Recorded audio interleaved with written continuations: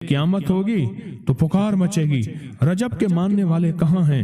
اس وقت حجاب کے اندر سے ایک نور نکلے گا جس کے پیچھے سے جبرائیل، میکائیل، اسرافیل ہوں گے، یہاں تک کہ رجب کے ماننے والے اس نور سے گزر کر پہنچ جائیں گے جو ان کے لیے تیار کیا ہوگا اور اللہ کو سجدہ کریں گے۔ اللہ پاک فرمائیں گے تم اپنا سر سجدے سے اٹھاؤ، یہ سب دنیا میں ادا ہو چکے ہیں، اب منازل عزت کی طرف چلو، اب منازل عزت کی طرف چلو، اب منازل عزت کی طرف چلو۔ اللہ اکبر۔ اور فرمایا مغفرت ہوتی ہے اور اللہ انبیاء کی توبہ قبول کرتا ہے۔ اس رجب کے ایک روزے اور ایک تھوڑی سی عبادت سے اللہ اولیاء کو دشمنوں سے چھڑاتا ہے، اور 3 چیزیں اللہ کے ذمہ ہیں: معافی، باقی عمر کی عصمت، اور تیسری یہ کہ بڑی پیشی، یعنی روز قیامت پیاس نہیں لگے گی، روز قیامت پیاس نہیں لگے گی۔ یہ چھوٹی چھوٹی راتیں، یہ چھوٹے چھوٹے دن، یہ چھوٹے چھوٹے لمحے آتے ہیں، اور آتے اس لیے ہیں کہ ہمیں کچھ دے جائیں۔ اگر اس کا غصہ ہے بھی ٹھنڈا ہو جائے، اگر اس کی ناراضگی ہے بھی ٹھنڈی ہو جائے۔ آپ فرماتے ہیں جبریل نے مجھے خبر دی ہے جب رجب کی پہلی رات ہوتی ہے اللہ ایک فرشتے کو حکم فرماتے ہیں اور وہ پکار کر کہتا ہے سن لو توبہ کے مہینے کا چاند نکل آیا۔ کس مہینے کا؟ اللہ جبریل آواز دیتا ہے سن لو توبہ کے مہینے کا چاند نکل آیا، آ جاؤ اپنے لیے توبہ، امت کے لیے توبہ، اپنی نسلوں کے لیے توبہ، اپنی پچھلی نسلوں کے لیے توبہ، اپنے لیے، اپنے لمحوں، اپنی راتوں کے لیے توبہ، اپنے دن کے لیے ندامت اور توبہ۔ سن لو لوگو، جبریل کیا کہتے ہیں اور پکارتے ہیں کہ توبہ کے مہینے کا چاند نکل آیا۔ بس اس کے لیے بشارت ہے جو اس رجب کے مہینے میں استغفار کرتا ہے، اس کے لیے بشارت ہے جو رجب کے مہینے میں استغفار کرتا ہے۔ غصے کو ٹھنڈا کرنے والی یہ سعادتیں ہیں، اللہ کو ناراض کرنے سے دور کرنے والی یہ نعمتیں ہیں۔ اللہ پاک نے نا بعض لفظوں میں چابیاں رکھی ہیں، اور بعض لفظ، بعض بول چابیاں ہیں، چابیاں رزق کی، برکت کی، عنایت کی، عطا کی، کرم کی، فضل کی، اور بے بہا سمندر کو دینے کی بعض لفظوں میں رب نے چابیاں رکھی ہیں، اور بعض لفظ خود چابیاں ہیں۔ رزق کی چابیاں، صحت کی چابیاں، برکت کی چابیاں۔ یہ سورۃ مائدہ کی آیت نمبر 114، یہ عنایات اور عطاؤں کو عرشوں سے متوجہ کرنے کی چابی ہے۔ یہ صرف روٹی رزق کے لیے نہیں ہے، من پسند کھانے کے لیے نہیں ہے، یہ تو اس کا ایک چھوٹا سا فائدہ ہے، یہ تو اس کا ایک مختصر فائدہ ہے۔ یہ بنیادی طور پہ اس کی رحمت، عنایت اور عطا کو متوجہ کرنے کے لیے ایک حیرت انگیز تحفہ ہے، حیرت انگیز تحفہ۔ اس کی عنایت، عطا اور برکت کو متوجہ کرنے کے لیے اللہم ربنا انزل علینا مائدۃ من السماء، دسترخوان بھیج آسمان سے۔ کیا خیال ہے؟ غریب کا، مالدار کا، وزیر کا، امیر کا، بادشاہ کا، سب کا دسترخوان ایک تو نہیں ہوتا، ہر بندہ اپنی حیثیت کے مطابق دسترخوان لگاتا ہے۔ ایک صاحب کہنے لگے کہ میرے لیے نا ایک عرب نے دسترخوان لگایا، ایک بیل پڑا ہوا تھا، بھنا ہوا، پورا بھنا ہوا بیل تھا، اس کا سر تھا، اس کے سر کو ذبح کیا تو خون بھی بہ رہا تھا دسترخوان پہ، سر کو ذبح کیا تو وہ خون بھی بہ رہا تھا دسترخوان، بیل بھنا بھی ہوا ہے اور خون بھی بہ رہا ہے، چھری پھیری۔ حیران ہوا یہ کیا؟ انہوں نے کہا وہ خون نہیں تھا، وہ جیلی تھی، وہ چاکلیٹ تھا، وہ اور کوئی نعمتیں تھیں۔ پھر اس بیل کو کھولا تو اس میں سے بکرے نکلے بھنے ہوئے، پھر بکروں کو کھولا تو اس میں مرغیاں نکلی ہوئی بھنی ہوئی، پھر مرغیوں کو کھولا تو اس میں انڈے نکلے اور میوے نکلے، میوے نکلے۔ بادشاہ کا دسترخوان ہے تو وہ اپنی حیثیت کے مطابق اس کا دسترخوان ہے، اپنی عظمت کے مطابق دسترخوان ہے۔ میرے اللہ کا دسترخوان انزل علینا مائدۃ من السماء، پر مولا دسترخوان دے ایسا جیسے عید ہو جائے۔ اب اس آیت کی تنہائیوں، اس آیت کی گہرائیوں اور اس آیت کے اندر کی شہ تک پہنچے۔ اللہ دسترخوان دے، پر دے ایسا ایسے کہ جیسے عید کر دے۔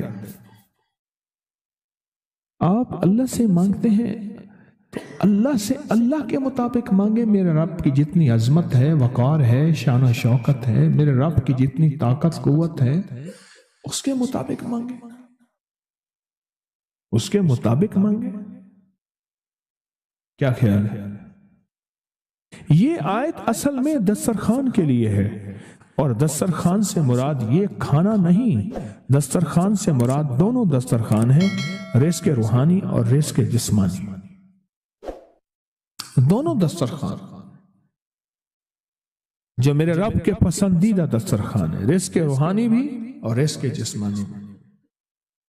ہم افطار کے وقت کھانا مانگتے ہیں اللہ سے، مال مانگتے ہیں، دولت مانگتے ہیں،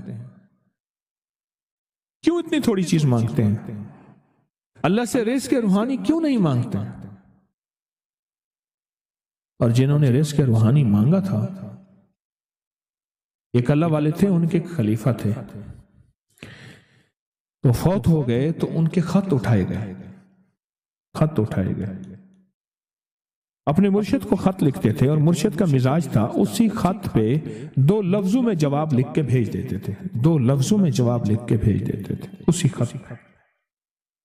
فرماتے تھے کہ حضرت آپ کی دعاؤں اور توجہات سے، اللہ کے فضل و کرم سے، اللہ کے فضل و کرم سے میرے روزانہ جو ہے 1.25 لاکھ دفعہ نفی اثبات ہوتا ہے، لا الہ الا اللہ، 1.25 لاکھ دفعہ الا اللہ ہوتا ہے، 1.25 لاکھ دفعہ اللہ ہوتا ہے، 1.25 لاکھ دفعہ اللہ ہوتا ہے، 70,000 دفعہ 1.25 لاکھ دفعہ کلمہ ہوتا ہے، اتنے سپارے ہوتے ہیں، اتنی 100 رکعتیں ہوتی ہیں، یہ ہیں، یہ ہیں، یہ ہیں۔ وہ اسکول کے ٹیچر بھی تھے، وہ 5 وقت نماز بھی پڑھاتے تھے، ان کے بہت سارے بچے بھی تھے، ان کی زندگی کا یہ نظام بھی تھا، پر انہوں نے یہ سارا کچھ لکھا اپنے مرشد کو، کہا کہ خط اٹھا کے دیکھیں، حیران ہو جاتے تھے، مجھے ایک بندہ نہیں، میرے پاس اب بھی کئی بندے ہیں کہ اتنے ارب درود پاک پڑھا، اتنے ارب، لاکھ نہیں، ہزار نہیں، کروڑ نہیں، اتنے ارب درود پاک پڑھا، اتنے ارب کلمہ پڑھا، اتنا ارب سورۃ اخلاص پڑھی اور فلاں پڑھا، ارب۔ مجھ سے غلطی ہوئی، ایک دفعہ ان کا خط آیا تو میں نے رسالہ اس وقت چھپ رہا تھا، میں نے کہا یہ خط بھی اس میں ڈال دو، چھاپ دو۔ کئی ٹیلی فون تو میں نے سنے، ایک فون مجھے یاد ہے اچھی طرح، کوئی 6 7 8 کی بات ہے، 2000، اس نے کہا میں ہوں اوان، اور آگے سے یہ ہٹا دوں تو بن جاؤں گا حیوان، لفظ ہٹا دوں تو میں یوں بن جاؤں گا۔ تمہیں پتہ ہے تم نے یہ کیا چھاپا ہے؟ شرک اور بدعت، جھوٹ چھاپتے ہو، دھوکہ دیتے ہو۔ وہ سچا تھا، غلطی ہماری تھی، برتن نہیں ہے، اس برتن کے مطابق وہ برتن چھلک پڑا۔ اس پہ ایک بات بتاؤ، ابو ہریرہ فرماتے ہیں میرے حضور نے مجھے علم کے 2 برتن عطا فرمائے ہیں، ایک وہ ہے جن کا میں نے اظہار کر دیا، اکثر احادیث حضرت ابو ہریرہ سے ثابت بھی ہیں، یعنی راوی بھی ہیں۔ علم کا وہ برتن ہے، ایک وہ میں نے دے دیا، اور ایک علم کا ایسا برتن ہے اگر میں اس کا اظہار کر دوں، ایک روایت تو یہ ہے کہ لوگ تلوار کھینچ کے میرا سر جدا کر دیں، ایک روایت یہ ہے کہ گدی سے میری زبان کھینچ لیں۔ میں نے وہ علم کا برتن چھپا کے رکھا۔ ان کا خط تھا کہ اتنا سوالا کہ اتنا سوالا، انہوں نے اللہ سے رزق روحانی کا دسترخوان منوا لیا تھا کہ اللہ یہ دسترخوان تیرے خزانے میں کمی نہیں ہے، یہ دسترخوان مجھے عطا فرما۔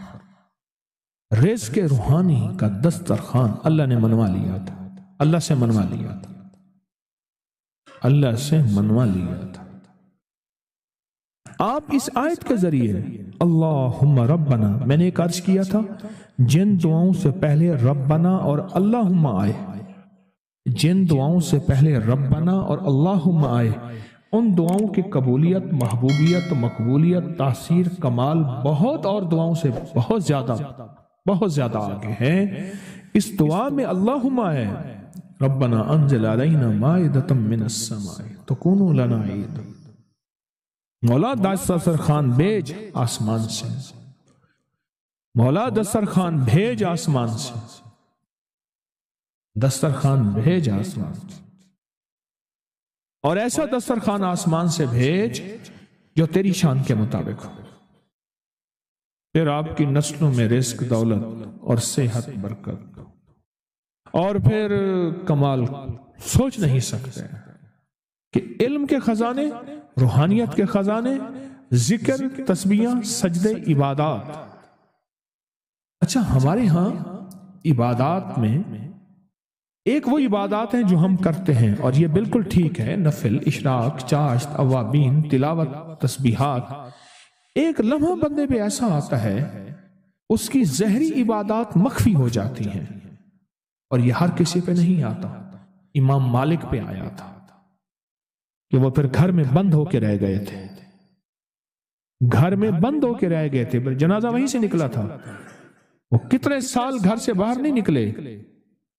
اس آیت کے ذریعے اللہ سے منوائیں، اور ایک دھماکہ ہوا، ساری کائنات ہل گئی، اور ایک دروازہ کھولا، اور رب نے اس دروازے میں سے ایک چیز نازل کی جو نہ کبھی تورات میں آئی، نہ انجیل میں آئی، نہ زبور میں آئی، نہ صحیفوں میں آئی، نہ کسی نبی پہ آئی، نہ کسی رسول پہ آئی، نہ کسی پیغمبر پہ آئی، اور وہ ایک چیز صرف میرے کملی والے کو ملی ہے، اور وہ صرف ایک چیز ملی ہے، صرف وہ جو میرے کملی والے کو ملی ہے، میرے حضور کو ملی ہے، وہ کسی کتاب میں، کسی صحیفے میں اس سے پہلے کبھی نہیں آئی تھی اور اس کے بعد کبھی نہیں آئے گی، اور وہ چیز ہے بسم اللہ الرحمن الرحیم۔ اور اس کو بھی یاد رکھیے گا، فرمایا جو سارے قرآن میں ہے وہ ساری سورت فاتحہ میں ہے، جو ساری سورت فاتحہ میں ہے وہ ساری بسم اللہ میں ہے، اور جو ساری بسم اللہ میں ہے وہ بسم اللہ کی بے میں ہے، با میں، بے میں۔ اور ایک بات اور کہ اللہ الرحمن الرحیم، جو بندہ بسم اللہ پڑھتا ہے یا بسم اللہ کو لکھ کے